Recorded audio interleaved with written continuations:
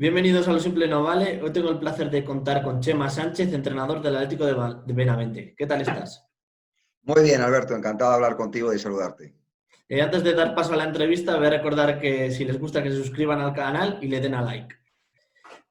Vamos a empezar con la entrevista. ¿Cuándo tuviste claro que querías ser entrenador? Bueno, digamos que claro, no lo tuve porque fue como algo muy inminente. Yo había sido jugador hasta los 30 años, desde muy pequeñito, yo creo que desde los 5 o 6 añitos había estado practicando fútbol sala y siempre un poquito en los equipos donde había estado jugando, porque sigo bastante trotamundos, he estado en bastantes equipos de aquí de Salamanca, en Guijuelo, en el Saneamientos Nava, en la Universidad de Salamanca, en el Albense. Pues yo siempre había sido como jugador, un jugador que tenía yo creo que ese liderazgo en pista o esa capacidad de transmitir o de comunicar a los compañeros y luego me gustaba mucho analizar a los rivales, ¿no? Incluso analizar a mi propio equipo y a mis compañeros. Yo creo que ese entrenador ya estaba, cuando yo era jugador, ya estaba dentro de mí, ¿no? Ese rol de entrenador, esa figura de entrenador que analiza, que tiene esa capacidad de comunicar y de liderar. ¿Qué pasa? Bueno, cuando yo tengo 30 años, que me encontraba muy bien, yo creo, porque ya tenía una madurez deportiva importante y físicamente estaba bien, pues el entrenador de Guijuelo, que era el club donde yo estaba militando en aquel momento, que estaba en tercera división, decide abandonar el proyecto y son los propios compañeros y el presidente los que me piden que sea el que coja las riendas. Evidentemente tenía que decidir entre seguir jugando, que era mi gran pasión, llevaba jugando más de 25 años, o entrenar. Y mi error fue decidir lo segundo, decidir hacerme entrenador porque ahí cambió mi vida. Bueno, entiendo que para bien, porque ahora es mi grandísima pasión, pero es verdad que se produce un cambio muy importante. Yo no pensé que el empezar a entrenar a un equipo ya senior en aquel momento en tercera división iba a cambiar tanto mi vida. Sí, ¿has sentido apoyos o en algún momento te has podido sentir menos valorado en esta etapa que comprendiste para ser entrenador? Bueno, el principal apoyo que he tenido siempre lo he tenido por parte de mi mujer, que además he tenido la gran fortuna de que ella se enamoró de mí, como quien dice, siendo yo jugador de fútbol sala, con lo cual eso es un punto a nuestro favor a nivel de la relación que tenemos y de la familia, porque a ella le gusta el fútbol sala, le gusta este deporte y me ha apoyado muchísimo, ¿no? Por encima de eso, es verdad que durante el camino pues hay personas que quizá pues cuando uno empieza con la ilusión que yo empecé o con la ambición que yo empecé, donde siempre manifesté desde el principio que me encantaría ser entrenador profesional, pues en esos primeros compases había gente que no es que se riera, pues que, bueno, que no te creía o que lo veía como un sueño imposible o algo inalcanzable. Entonces, bueno, el principal apoyo lo he tenido siempre en mi familia, en mi gente, en mi mujer, en la gente que es cercana a mí, que ha creído en mí, en mis posibilidades. Y no me he sentido nunca minusvalorado, todo lo contrario. A medida que iba avanzando año a año y temporada a temporada, los propios compañeros de profesión o muchos jugadores o gente cercana siempre decía, tienes posibilidades, tienes talento, tienes potencial para poder llegar más alto, sigue trabajando y en esa línea he seguido los últimos años y bueno, ahora estamos donde estamos. Eres maestro y psicopedagogo. ¿Qué te ha llevado a, tienes una estabilidad en el trabajo, qué te ha llevado a no ser conformista y el querer seguir alcanzando metas y el mejorar como entrenador? Bueno, yo creo que yo, por mis circunstancias de vida y porque yo, pues a nivel personal, he tenido una vida complicada, sobre todo en mi infancia y adolescencia, he construido una personalidad de una persona muy dinámica, muy activa y sobre todo muy guerrera. Entonces, yo soy una persona muy ambiciosa, soy una persona que pelea por cantidad de sueños, cantidad de proyectos y que tengo siempre esa ambición por conseguir nuevas metas. Hoy soy de mente inquieta, como me califican la gente que me Sí. conoce bien, ¿no? Muy inquieto, repito, muy dinámico. Y en ese sentido, yo creo que es mi propia personalidad la que ha contribuido a favorecer el que yo quiera seguir evolucionando en este deporte, seguir creciendo y seguir aprendiendo, porque creo que es una profesión muy bonita en la que tienes que aprender de todo el mundo, ser muy humilde y trabajar siempre con esa mentalidad de crecer cada día para no estancarte, porque si no te pasan por la derecha cualquiera de los compañeros que vienen también arreando fuerte. Sí. Te tuviste que sacar la titulación yendo a Madrid, haciendo muchos viajes. ¿Cómo gestionaste todo esto viviendo en Salamanca, la profesión que te querías dedicar o te dedicabas? ¿Cómo gestionaste todo esto para poder sacar tiempo para todo? Bueno, pues sobre todo te diría que siendo mentalmente muy fuerte y yo soy una persona también muy metódica, entonces planificando muy bien todo lo que iba a ser ese proceso, ¿no? El segundo año en el que yo estaba en aquel momento siendo entrenador de Guijuelo en tercera división, decido sacarme el nivel 1 y el nivel 2. Es más, soy yo el que de alguna manera, a través de una serie de trámites que hago y de llamadas, consigo que haya un grupo de compañeros de Salamanca, que junto con amigos que tenía yo en Madrid y un grupo que salió en Castilla-La Mancha, pues formamos un buen grupo y salió el nivel 1. No te voy a decir que gracias a mí en Madrid, pero sí que es verdad que yo encendí esa mecha junto con otro compañero que tenía en Madrid. Y eso fue un proceso de unos 5 o 6 meses, donde íbamos a Madrid 3 o 4 días a la semana, ¿no? Tuvimos la suerte de que ese mismo año, según acababa el nivel 1, este mismo grupo nos dio la opción de hacer el nivel 2 y lo mismo, ¿no? Pues a partir de finales de febrero, principios de marzo hasta julio, en esos 4 o 5 meses, pues con la misma dinámica íbamos 3 o 4 veces por semana a Madrid y lo teníamos que compaginar pues cada uno con su trabajo, ¿no? Yo en aquel momento era maestro, estaba en Santi Espíritus y tenía que hacer además bastantes kilómetros porque yo he estado muchos años de maestro en la sierra.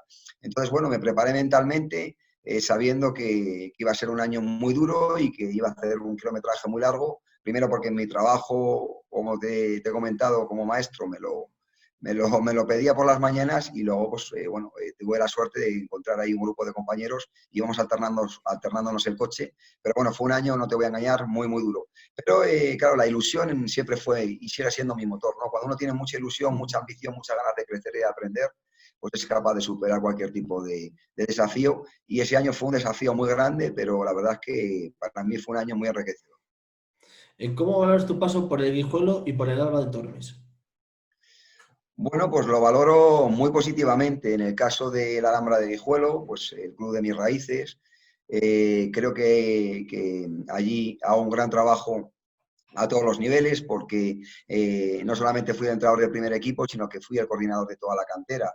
Cuando empecé a trabajar solamente había pues, un pequeño grupo de chavales, había 10, 12 niños, y cuando marché después de una etapa de 4 años, de haber hecho cantidad de cosas, de haber formado monitores, de haber potenciado campus de verano, campus de invierno, de realmente intentar que la estructura del club creciese, pues había ya más de 70 niños, había un equipo prácticamente por cada categoría, ya algún equipo federado, y ya el primer equipo también estaba muy asentado. El primer equipo, cuando yo lo cogí, era un equipo que luchaba por la permanencia y en los 2 últimos años quedó, pues creo que fueron séptimo y octavo, bueno, en mitad de tabla, entonces nos habíamos asentado también en tercera división. A mí me llegaba el momento de crecer, yo ya tuve una oferta en segunda división, concretamente en Fútbol Sala Zamora, que estuve a punto de aceptar, pero después de esa etapa de 4 años es el Albense el que a través de la figura del presidente en aquel momento, pues se pone en contacto conmigo y bueno, para mí había sido siempre un club de referencia. Yo había sido jugador del Albense también durante 4 años, 2 con Tomás de Dios, con el que conseguí ascender a Nacional A en su momento y otros 2 con Mitchell. Y bueno, aparte que es como mi pueblo y yo había estado allí muchísimos años. Entonces creía que era una oportunidad muy, muy buena. Rechacé la oferta de Zamora de segunda división y me embarqué en un proyecto en segunda B que fue un salto muy grande, ¿no? El salto fue aún mayor porque en la segunda temporada yo tuve que asumir la presidencia del club. Entonces, bueno, pues creo que me hizo también crecer mucho a nivel humano porque tenías que asumir una responsabilidad muy grande a nivel de presupuesto, de masa social, de sacar el dinero con todos los patrocinadores, con las instituciones, y me hizo crecer mucho en el plano un poco personal. Y luego en el plano deportivo, sin ninguna duda, que la categoría me hizo crecer una barbaridad, ¿no? Porque fue un momento de transición. El Albense venía de haber tenido grandísimas plantillas. Cuando yo cogí el equipo, pues digamos que los jugadores más importantes acababan un ciclo y se marcharon y yo tuve que empezar un proyecto nuevo, ¿no? Entonces eso me obligó a exigirme lo mejor de mí mismo y bueno, pues la verdad es que fueron 3 años también muy bonitos a nivel deportivo, donde se consiguió también que el proyecto se asentara y donde conseguimos, yo creo que quedar en buenos resultados clasificatorios, quedamos sextos y séptimos en esas 3 temporadas y competimos muy bien y creo que también fue un paso para mí adelante en todos los planos. Sí, una vez que pasaste por estos dos equipos, recalas en el Fútbol Sala Zamora. Un buen año, ¿no? El que realizaste en Zamora. Sí, fue yo creo que un punto de inflexión en mi carrera. Bueno, creo no, sin ninguna duda fue el punto de inflexión porque, bueno, era dar un paso adelante, era salir un poco de la zona de confort. Hasta el momento yo había estado en 2 equipos de mi provincia, como era Guijuelo y Alba de Tormes, además 2 equipos donde yo había militado como jugador, pero el marchar a Zamora te suponía ya salir de esa zona de confort y apostar fuerte, ¿no? Además era un club que, bueno, pues en su momento había sido también un referente en el panorama nacional, había estado en primera división, en segunda muchos años, había tenido la mejor afición incluso de primera y de segunda, y una oportunidad importante. Bueno, a mí me fichan realmente para que monte un proyecto deportivo donde el equipo en segunda B pues no pase apuros bueno, quede mitad de tabla. Pero todo se va dando de una forma inesperada, muy positivamente, porque creo que conjuntamos un grupo humano para mí inigualable. Trabajamos a nivel de cuerpo técnico con una profesionalidad exquisita y que fueron dando todos esos factores donde nos enganchamos a la competición desde el principio muy, muy bien y ya en la primera vuelta éramos campeones de invierno y yo ya me di cuenta de que tenía un equipo que era capaz de pelear por el título de liga, ¿no?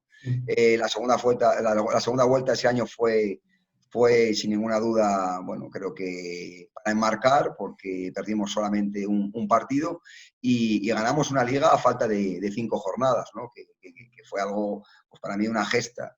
Entonces fue un punto de inflexión, sobre todo porque la plantilla se había hecho de alguna manera, con todo el respeto, con retales, ¿no? Con jugadores que venían de equipos donde a lo mejor ya no los querían o que no tenían experiencia en segunda división o en la categoría y conseguimos desde el cuerpo técnico aunar y conjuntar a todos esos chicos y creo que la fortaleza del grupo fue la unidad. Ese grupo estuvo muy, muy unido y la pena fue que no hubo una guinda, ¿no? Un broche de oro a la temporada porque en Tenerife, desgraciadamente, la prórroga no pudimos lograr el ascenso y quedamos a las puertas. Pero bueno, creo repito, fue un punto de inflexión muy importante en mi carrera a nivel deportivo y que creo que me dio también un salto de madurez que era importante. Sí, una vez que acabó la competición con el Fútbol Sala Zamora, te ofrecen un proyecto en el Atlético Benavente que tú aceptas. ¿Qué te convenció para aceptar este reto? Bueno, de Benavente me convencía todo. Yo venía de trabajar en el Fútbol Sala Zamora, donde estuve muy, muy conectado con la afición y con mi equipo, pero no lo estuve con la directiva, porque es una directiva que creo que no estaba haciendo las cosas bien ya desde las temporadas anteriores y se corroboró cuando yo estuve allí con mi paso por la dirección deportiva, que no tenían esa profesionalidad o esa seriedad para realmente apostar por un proyecto que pudiera cimentarse en segunda división. Sin embargo, yo sabía que en Benavente había una directiva honrada, honesta, trabajadora, que tenía una afición increíble. Para mí siempre ha sido la mejor afición de toda Castilla y León. Hay grandes aficiones, como la de Segovia Fusa en su momento, la de Guardo. Alba es verdad que tiene una grandísima afición también, pero bueno, para mí la afición de Benavente era diferencial. Y es una afición que yo creo que se identifica mucho con mi carácter. Yo soy muy, muy pasional y muy intenso en la dirección de partido. Yo sabía que iba a haber una conexión con la afición, ¿no?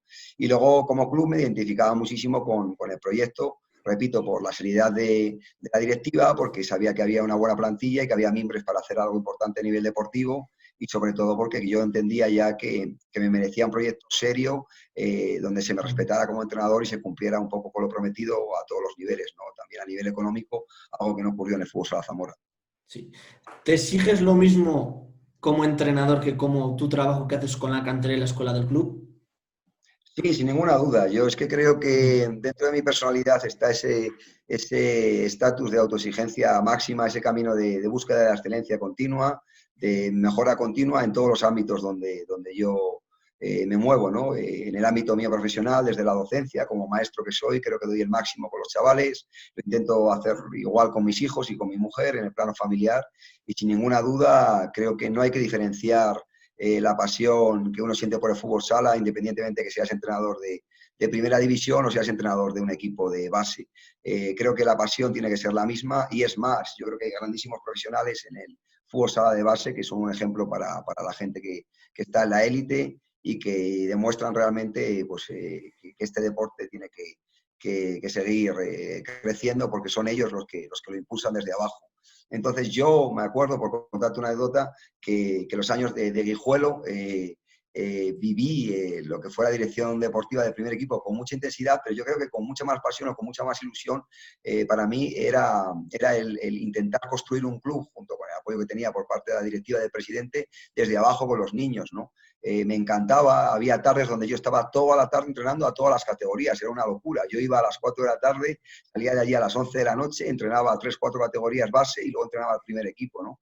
Y entre medias se sacaba tiempo para intentar formar a los monitores en aquel momento, que eran chavales jovencitos, y un poquito explicarles la metodología de trabajo.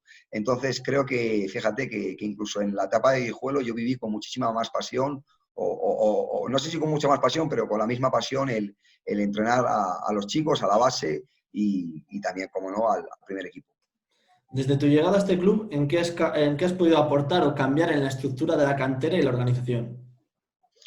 Bueno, en Benavente ha habido varias tomas de contacto con la directiva, donde ellos es verdad que sí que querían que yo también fuera un poco el director de cantera en una de las etapas o incluso en todo el organigrama del club y que hiciera una labor un poquito a nivel metodológico de estructurar los contenidos de trabajo técnico-tácticos, metodología de trabajo desde categorías inferiores, etcétera, etcétera. Bueno, yo he puesto mi grano de arena, he elaborado bastantes documentos, he participado en algunos de los campus y he estado en reuniones con entrenadores de base, he estado en las reuniones que el club hace con las familias y dentro de mis posibilidades he intentado, pues eso, que el club crezca en este aspecto, pero también realistamente lo que le comenté a la directiva es que yo no podía abarcar todo, ¿no? Es imposible, viviendo fuera de Benavente, el que yo me pueda encargar de toda la estructura de base y luego llevar la parcela de la edición deportiva del primer equipo, que exige muchísimo trabajo, porque para mí es un trabajo profesional en el que invierto cantidad de horas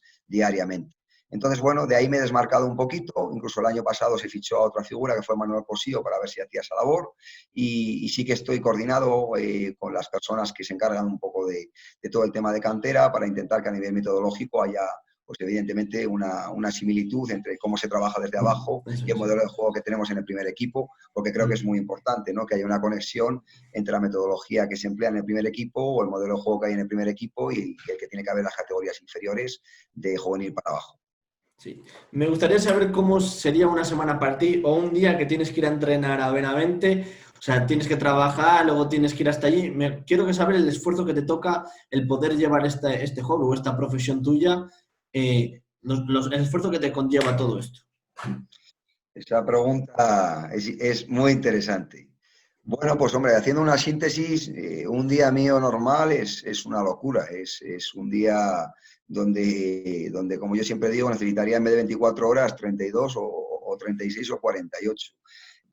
Pues nada, en un día normal, yo imaginemos un lunes, ¿no? Ahora cuando empecemos otra vez los maestros con toda esta nueva situación a acudir a los centros educativos, donde yo me levanto a las 7:15, más o menos, pues intento ayudar a mi mujer en todo lo que tiene que ver con los nenes, desayunos, tema de vestir, mochilas y nada, a partir de ahí, pues evidentemente mi aseo personal, para marchar a mi puesto de trabajo, donde yo como maestro, pues lo que te digo, he sido maestro durante muchos años de educación especial y otros de educación primaria.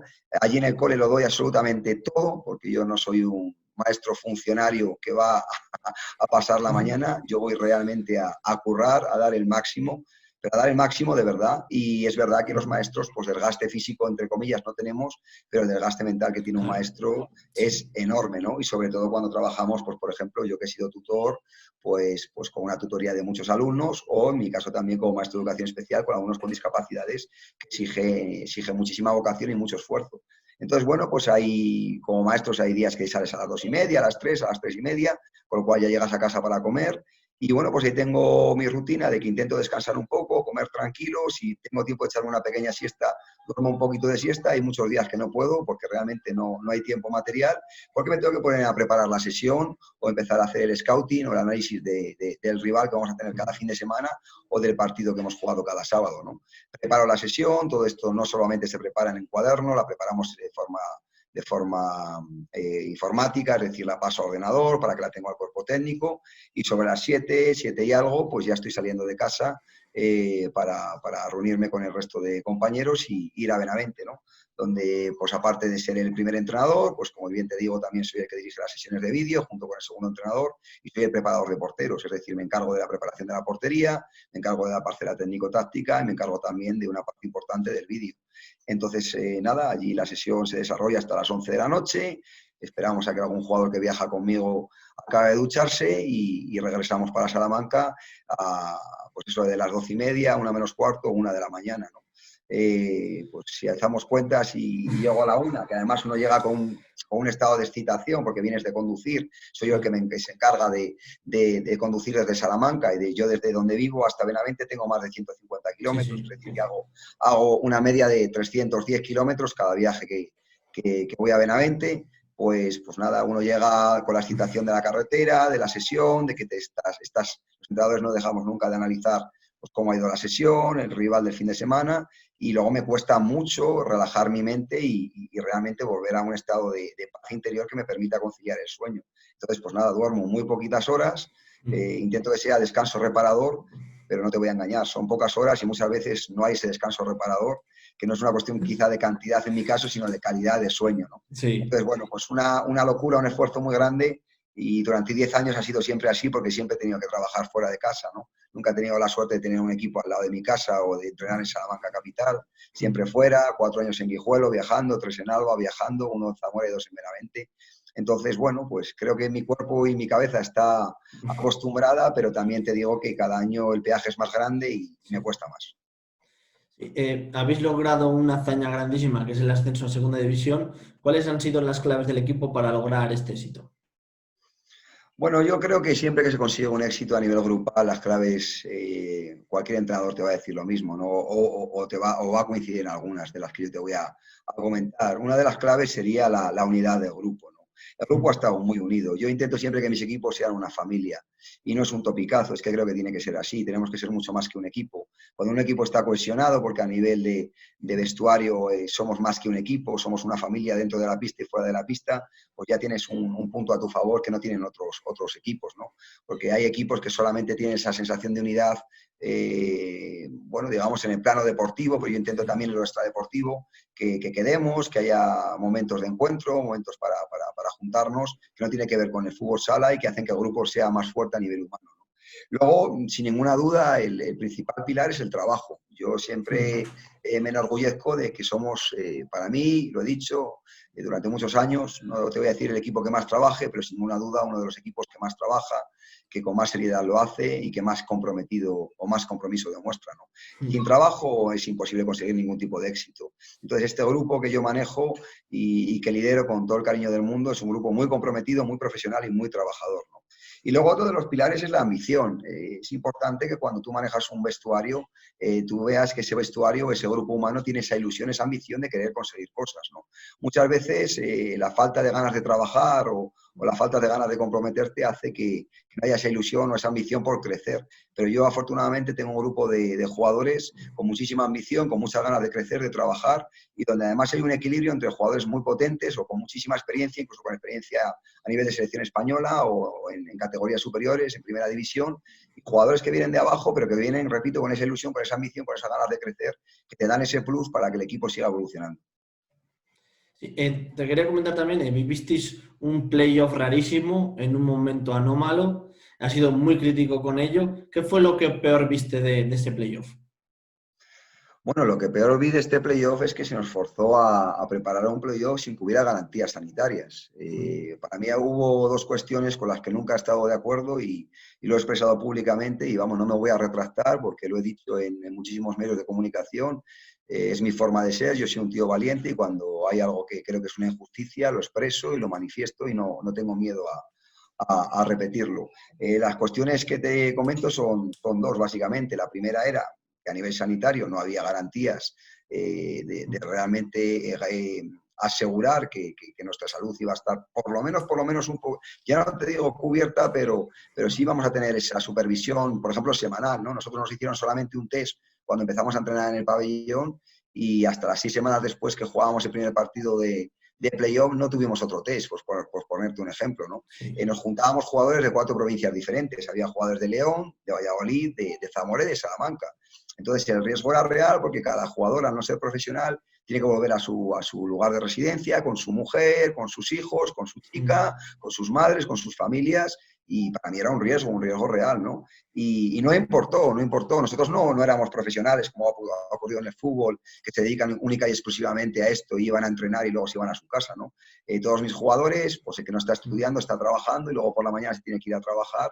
Entonces el riesgo de contagio y de propagación para mí era real. Entonces para mí era una locura el que este playoff se jugara. Crea que yo y mucha gente, hubo gente que me criticó pensando que es que querían que nos ascendieran en los despachos y yo no dije eso. Yo lo que dije es que este playoff no era el momento de jugarlo. Incluso si no se hubiera tenido que jugar el playoff y no hubiera habido ascensos, pues yo lo hubiera aceptado bien.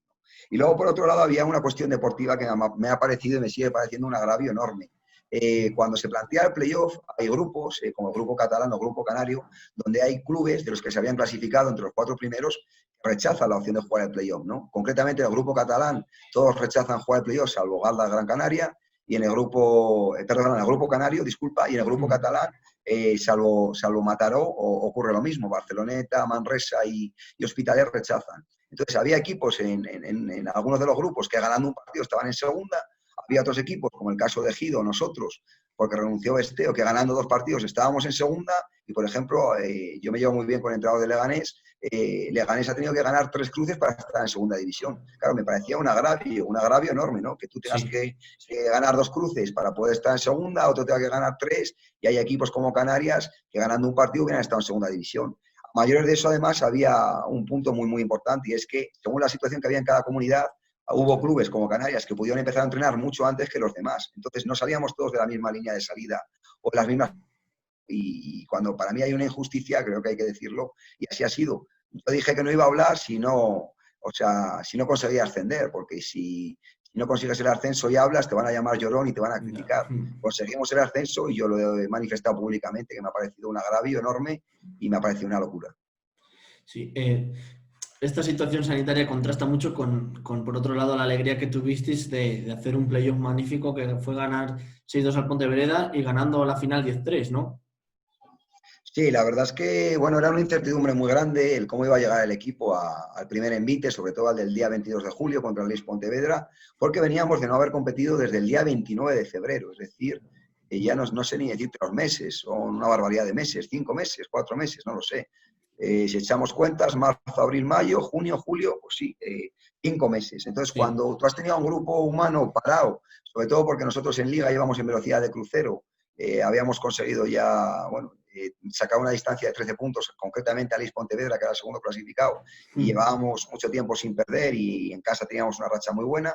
Claro, todo esto te paraliza, ¿no? Entonces, por mucho que tú hayas hecho una buena preparación de playoff, la incertidumbre de cómo los jugadores se van a desenvolver en un partido de estas características, pues era muy grande. Y sobre todo también me gustaría recalcar que me parecía una injusticia que un equipo que ha quedado campeón de Liga se tenga que jugar la temporada a un partido, ¿no? Es que no es justo. A mí no me parece nada justo que tú hayas quedado campeón de Liga y si tú pierdes en el primer cruce, la temporada pues vaya al traste o si hubiéramos perdido en el segundo cruce. Pero bueno, en el segundo cruce al final estás jugando contra otro campeón de grupo, con lo cual me hubiera parecido más justo. Pero en un primer cruce que tú pierdas con un equipo de tu mismo grupo, al que le has sacado 13 puntos o 18, como le sacábamos a Esteo, y que si pierdes ese partido la temporada te vaya al traste, de verdad que me parece que es una insensatez, y yo no sé qué formato de playoff se le ocurrió a esta gente de la federación, pero para mí no tiene ningún sentido. Entonces, bueno, la respuesta fue muy positiva del equipo, hicimos un partido muy, muy, muy, muy, muy completo, y yo es cuando me di cuenta, el miércoles 22 contra Leix, que el equipo tenía verdaderas opciones de estar en segunda división, porque vi al equipo armado tácticamente, competitivamente, físicamente, y lo vi muy, muy motivado. Entonces, la verdad es que el partido del sábado yo lo esperábamos con ansia porque vimos al equipo muy preparado. No es como el año pasado contra Ceuta, que sabíamos que el equipo tenía muchas debilidades y que además el rival que nos había tocado era muy superior a nosotros. Yo este año al equipo lo veía más armado, más maduro y con más posibilidades, y lo que no me esperaba fue pues el desenlace final, ¿no? Ese 10-3, donde hemos sido muy superiores a un gran rival al que no se le ha concedido mérito, pero era un rival que había ganado en su grupo también con solvencia, que tenía 6 jugadores que habían estado en primera división y con mucha calidad. Pero bueno, le superamos en muchas facetas, sobre todo para mí en intensidad. Sin un protocolo claro, todavía no podéis empezar a entrenar. ¿Crees que en el futuro esto os va a perjudicar? Sí, sin ninguna duda, y más a los clubes que aterrizamos en segunda división este año, ¿no?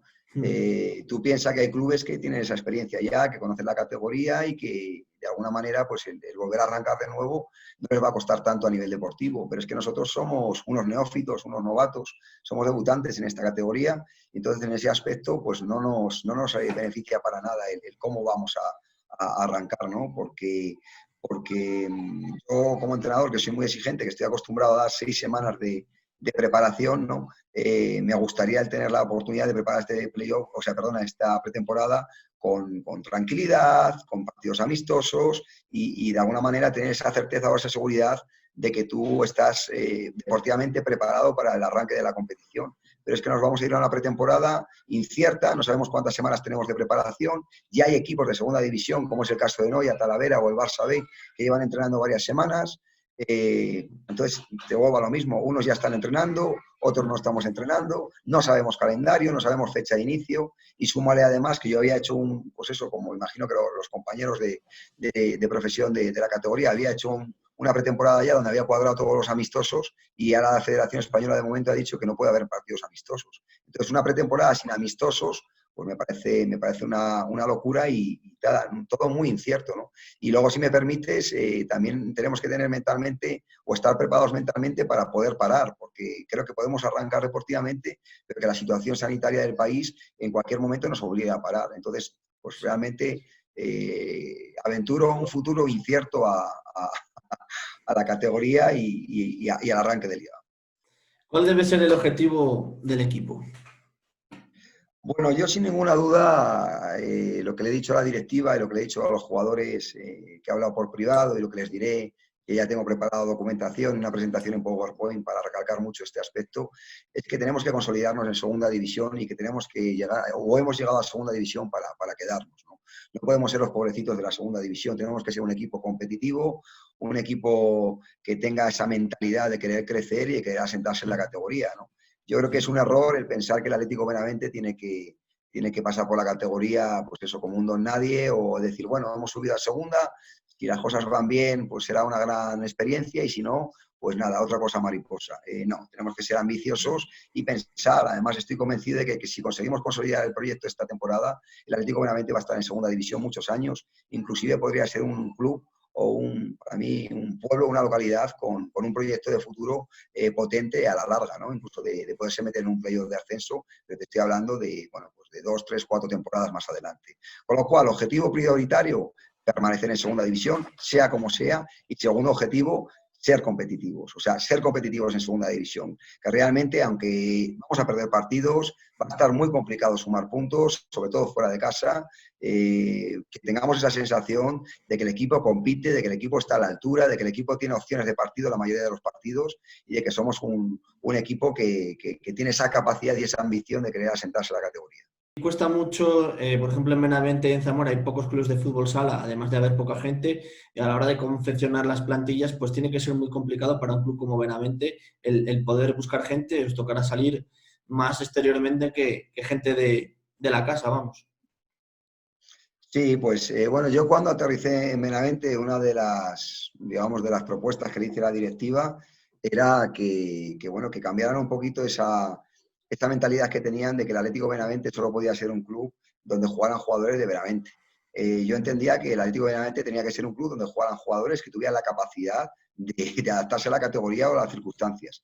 Cuantos más jugadores haya de Benavente, evidentemente muchísimo mejor, ¿no? Es lo que queremos desde la directiva y yo como entrenador y desde el cuerpo técnico, ¿no? Pero también hay que entender que hay jugadores que vienen de fuera y que van a resultar válidos al proyecto. Y luego, por otro lado, contextualizar la situación que vivimos y el momento en el que estamos, ¿no? Creo que es un momento para nuestro deporte muy complicado, que el apoyo empresarial, al ser un deporte minoritario, no profesional, cuesta encontrarlo y al final tienes que ir a buscar jugadores pues, a ámbitos muy cercanos, ¿no? En nuestro caso, el radio de acción está en Valladolid, León y Salamanca, y evidentemente Zamora capital, ¿no? Ver qué jugadores de ese radio nos pueden resultar útiles y válidos para el proyecto. Y si es verdad que este año el club ha hecho una apuesta potente y va a ser el primer año que va a contratar un piso en Benavente, porque va a haber un par de jugadores de fuera, incluso va a haber algún jugador del propio Benavente que va a vivir en el piso. Entonces, bueno, el club va dando pasitos poco a poco, pero es verdad que a la hora de confeccionar la plantilla, pues tenemos que tener esa humildad y saber dónde estamos, ¿no? Somos un club humilde, un equipo humilde, de un pueblo pequeñito, de 18.000 habitantes, con un apoyo muy grande, que creo que tiene muchísimo mérito, pero tampoco podemos volvernos locos y pensar que el club puede hacer aquí una maniobra de traer 6, 7 jugadores de fuera, de altísimo presupuesto, ¿no? Creo que tenemos que dar una continuidad al proyecto. Es más, es que creo que este proyecto lo que exigía era eso, ¿no? Los chicos han demostrado en el playoff que estaban preparados para dar el salto a segunda división. Yo se lo transmití a ellos y les dije que estaba convencido de que el 100% de todos los jugadores que han hecho conmigo esa preparación de playoff pueden estar en segunda división. salvo uno de los jugadores que no ha llegado a un acuerdo con el club en cuanto a la renovación, de los 13 jugadores que han preparado el playoff, 12 van a continuar con nosotros. Entonces se le ha dado una continuidad al proyecto. Luego hemos hecho 2 refuerzos que creo que nos van a ayudar muchísimo y estamos un poco a expensas del último tercer fichaje, que podría ser la guinda del pastel. Pero vamos, de momento con esos 14 jugadores estoy muy contento porque creo que queda una plantilla equilibrada y preparada para competir en segunda división. Pues muchas gracias por tu colaboración. Desearte el mayor de los éxitos al Atlético de Benavente y que podáis empezar dentro de poco a entrenar. Pues nada, un placer conocerte y desearte también muchísima suerte en esta iniciativa, con este canal, y ya tendrás un seguidor más. Y nada, darte las gracias por la invitación y estar a tu disposición, a tu entera disposición a lo largo de la temporada para lo que necesites. Vale, muchísimas gracias. Nos vemos. Nos vemos, chao.